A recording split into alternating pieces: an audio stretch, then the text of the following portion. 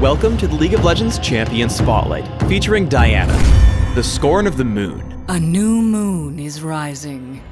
Diana is an ability power-based assassin, fighter, and jungler. Utilizing quick movements and precision targeting, Diana can burst down individual targets or hold the front line in larger engagements. Diana's passive is Moonsilver Blade. Diana automatically enjoys increased attack speed, and every third attack will deal bonus damage in an area. Not attacking for a few seconds will reset this attack timer.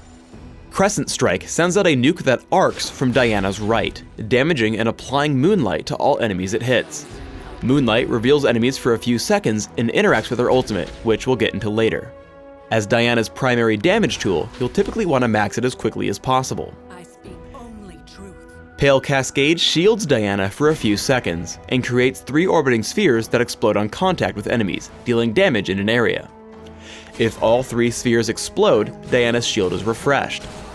Pale Cascade is a must-have for jungling, so if this is your goal, take at least 2 points quickly, and in most cases will want to max it second. Moonfall pulls in and slows all surrounding enemies. Taking an early point will help you secure kills and save allies, but usually can be left at just 1 point until maxing your other abilities. Diana's ultimate is Lunar Rush. Lunar Rush teleports Diana to target enemy and damages it upon arrival. If Lunar Rush is cast on a target afflicted with Moonlight, the cooldown is immediately refreshed. As with all ultimates, take Lunar Rush at levels 6, 11, and 16. There are 4 important notes to remember when jungling as Diana. First, position yourself so that Moonsilver Blade will hit the entire jungle camp. Second, don't use Pale Cascade when the monsters are almost dead, as you'll want the cooldown to be ready for the next camp. Third, make sure you get full use of Pale Cascade's shield.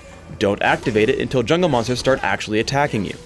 Finally, try to position such that detonating the spheres from Pale Cascade hit all the monsters in the camp. When ganking, try to get into position to land Moonfall first. Here, Diana is able to flash into range from Moonfall, hitting all 3 spheres in Pale Cascade as well as Crescent Strike and Moonsilver Blade.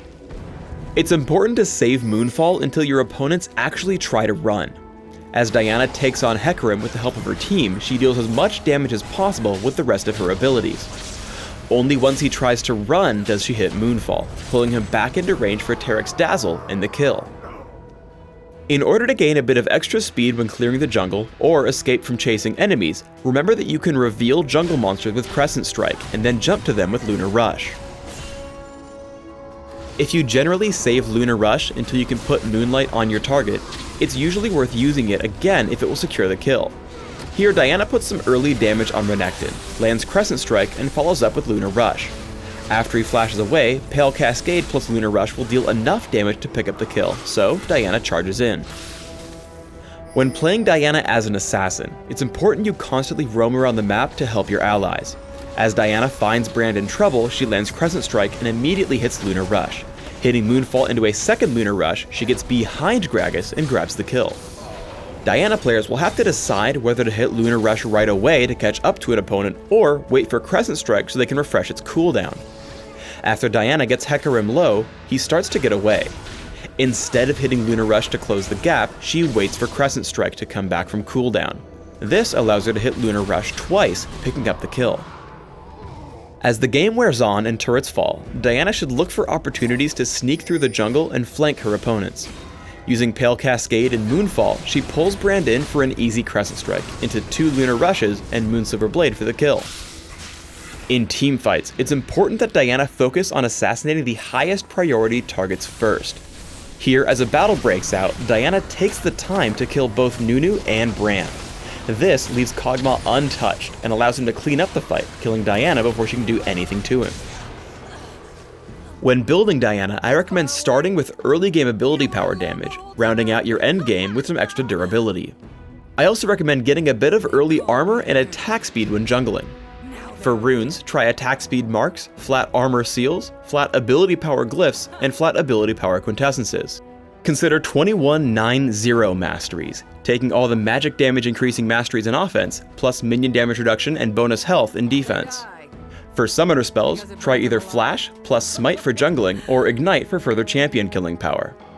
When building items, I like to open with Boots of Speed and Health Potions, plus a Prospector's Ring on Dominion. When jungling, I add Philosopher's Stone and Heart of Gold for extra income. Rabadon's Death Cap massively increases my damage, Abyssal Scepter grants a nice mix of damage and durability, and Frozen Heart ensures I can survive tough fights. Adding a Void Staff makes sure I can deal damage to enemies who stack magic resist, and finally Rylea's Crystal Scepter adds some extra utility to my build at the end. Thanks for tuning in to the Diana Champion Spotlight. Please subscribe to the Riot Games YouTube channel above and leave us your comments just below the video.